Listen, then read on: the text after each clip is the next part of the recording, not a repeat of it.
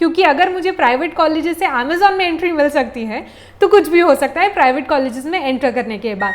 Hello everyone, I am Shaili and welcome back to my channel. इस channel पे मैं आपके साथ काफ़ी सारी videos related to your career path, your growth, engineering, life after engineering और काफ़ी सारी चीज़ें शेयर करने वाली हूँ। जैसे कि आपने मेरे इंट्रोडक्टरी वीडियो को देखा है, pros and cons about engineering, अगर नहीं देखा है तो लिंक उसका डिस्क्रिप्शन बॉक्स में जाके चेकआउट कर सकते हो। उस वीडियो में मैंने आपको पहले बताया था कि अगर लोग प्रोज एंड कॉन्स पहले कंपेयर कर लेते हैं इंजीनियरिंग फील्ड में जाने से पहले तो उनको काफ़ी ज़्यादा फायदा हो जाता है। इस वीडियो में मैं कवर करने वाली हूँ topic life after taking science and then engineering.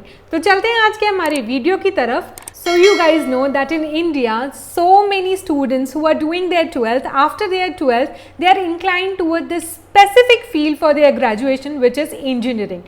So अगर आपने भी अपने 12th में PCM लिया है, मतलब physics chemistry with maths, and you are planning to do engineering after that, तो बहुत सारे लोग जो होते हैं इसके बाद सबसे पहले चूज करते हैं IIT JEE का एग्जाम्स देना। So what is this IIT JEE exams? IIT JEE एक ऐसे एग्जाम्स है जिसको हर साल lakhs and lakhs of student 12th के बाद अपने इंडिया में देते हैं। ये एग्जाम्स इसलिए होता है so that you can get qualified for IIT colleges in India. IIT का जो पैटर्न है पहले कुछ और था, अभी कुछ और है। अभी बेसिकली एग्जाम्स मेंस और एडवांस में बटा हुआ है। अगर आप मेंस क्वालिफाई करते हो तो आई गेस आप एडवांस में बैठने के लिए जाते हो। इसके बारे में डिटेल में बात हम नेक्स्ट वीडियोस में बात करेंगे IIT JEE रिलेटेड। तो एडवांस में क्वालिफाई होने के बाद आपके चांसेस हो जाते हैं कि आपको अच्छे रैंक्स मिलेंगे और आपका एडमिशन टॉप IIT कॉलेजेस में हो पाएगा, जहाँ पे आप अपने पसंद की फील्ड्स को चूज कर सकोगे। So this exam is kind of frustrating क्योंकि बहुत सारे लोग अपने 10th स्टैंडर्ड 8th स्टैंडर्ड से ही IIT के एग्जाम्स के लिए प्रिपेयर करना स्टार्ट कर देते हैं। लैक्स ऑफ लैक्स स्टूडेंट हर साल एग्जाम देते हैं, बट कुछ ही थाउजेंड जो होते हैं IITs के लिए सिलेक्ट हो पाते हैं। बट डोंट गेट फ्रस्ट्रेटेड, क्योंकि IITs ऐसा नहीं है कि IITs में अगर नहीं जाओगे तो लाइफ एंड हो जाएगी, करियर की अपॉर्चुनिटीज़ खत्म हो जाएंगी, ऐसा नहीं होता। प्राइवेट कॉलेजेस में भी आपको करियर की अपॉर्चुनिटीज़ काफ़ी ज़्यादा मिलती हैं। I am telling it from my experience only, जिसके बारे में मैं लेटर ऑन आपसे बहुत सारी वीडियोस में बात करूंगी। तो ये बहुत सारे जो स्टूडेंट्स होते हैं वो काफ़ी सारे प्राइवेट कॉलेजेस ऑफ जो इंडिया में है, इंडिया के बाहर भी हैं, ऑप्ट आउट कर सकते हैं और अपनी पसंद की जो फील्ड है उसमें स्टडी कंटिन्यू कर सकते हैं। इन प्राइवेट कॉलेजेस में भी एडमिशन्स लेना इजी नहीं होता। काफ़ी सारे जो प्राइवेट कॉलेजेस वगैरह हैं इंजीनियरिंग रिलेटेड, उनके फीस बहुत हाई होते हैं और बहुत सारे कॉलेजेस जो होते हैं वो एंट्रेंस एग्जाम भी निकालते हैं। अगर आपने एंट्रेंस एग्जाम में अच्छा परफॉर्म किया है इन प्राइवेट कॉलेजेस की तो डेफिनेटली आपको स्कॉलरशिप भी दिया जाता है। इसीलिए ध्यान रखना, जब आप IIT JEE का एग्जाम दे रहे हो तो उस टाइम पे बहुत सारे प्राइवेट कॉलेजेस जो होते हैं इंडिया के वो भी अपने एंट्रेंस एग्जाम्स निकालते हैं।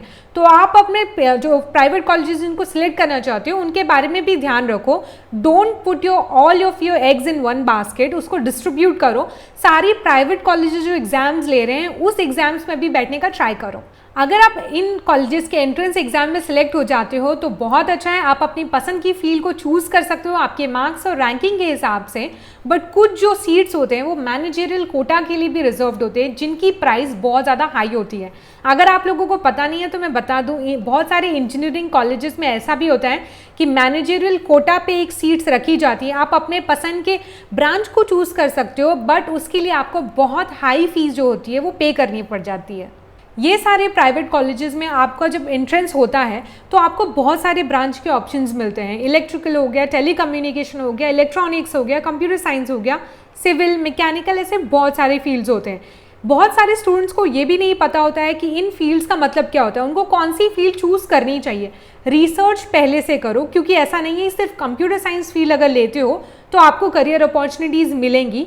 बहुत सारे ऐसे कंपनीज होती हैं, कोर कंपनीज होती हैं जो इलेक्ट्रिकल के अंदर आती है, इलेक्ट्रॉनिक्स के अंदर आती हैं, टेली कम्युनिकेशन के लिए अंदर आती हैं। तो पहले से ये डिसाइड कर लो कि अगर आप ये फील्ड ले रहे हो तो क्या आप इसके कोर कंपनी में बैठना चाहते हो या फिर आप IT कंपनीज के लिए ऑप्ट करना चाहते हो। अगर आप IT कंपनीज में जाना चाहते हो तो आप वो फील्ड चूज़ करो जिसमें आपका सबसे ज़्यादा इंटरेस्ट है। अगर कोर कंपनीज में जाना चाहते हो तो अच्छे से रिसर्च कर लो कि कौन सा ब्रांच के लिए कौन सी कोर कंपनीज होनी चाहिए, सो दैट अगर आप फ्यूचर में हायर स्टडीज़ भी प्लान करो तो रिग्रेट ना करो कि आपने कोई और ब्रांच क्यों नहीं सिलेक्ट किया। तो अपने ब्रांचेस को लेकर काफ़ी ज़्यादा स्पेसिफिक रहना, सिर्फ ब्रांच लेना है, इंजीनियरिंग करना है, इस पर डिपेंडेंट मत रहो। ब्रांचेस चूज़ करने के बाद आप 4-5 साल का जो भी स्ट्रगल होता है वो करते हो, बट याद रखना बहुत सारी चीज़ होती है इंजीनियरिंग इंस्टीट्यूट्स में जिसके बारे में आपको ध्यान रखना है। मैं आने वाली वीडियोस में आपको इंजीनियरिंग लाइफ के बारे में भी बहुत सारी चीज़ें बताऊंगी, तो इंटरेस्टिंग भी होगा, फनी भी होगा, थोड़ा स्कैरी भी होता है, बट उसके बारे में टेंशन लेने की ज़रूरत नहीं है। करियर पाथ ध्यान से चूज़ करो क्योंकि बाद में रिग्रेट्स नहीं होने चाहिए। तो ये होती है लाइफ आफ्टर टेकिंग साइंस। जब आप इंजीनियरिंग चूज़ करते हो तो आपको किन चीज़ों का ध्यान रखना है। इस वीडियो में अगर आपके कोई भी क्वेश्चंस एंड क्वेरीज हैं मुझसे कमेंट सेक्शन में लिखकर पूछो। ऐसे बहुत सारी वीडियोस के लिए मेरे चैनल को याद से सब्सक्राइब कर लो and do press the bell icon so that आने वाली सभी वीडियोस की नोटिफिकेशन आपको मिलती रहे। बाय, मिलते हैं आप सभी से नेक्स्ट वीडियोस में।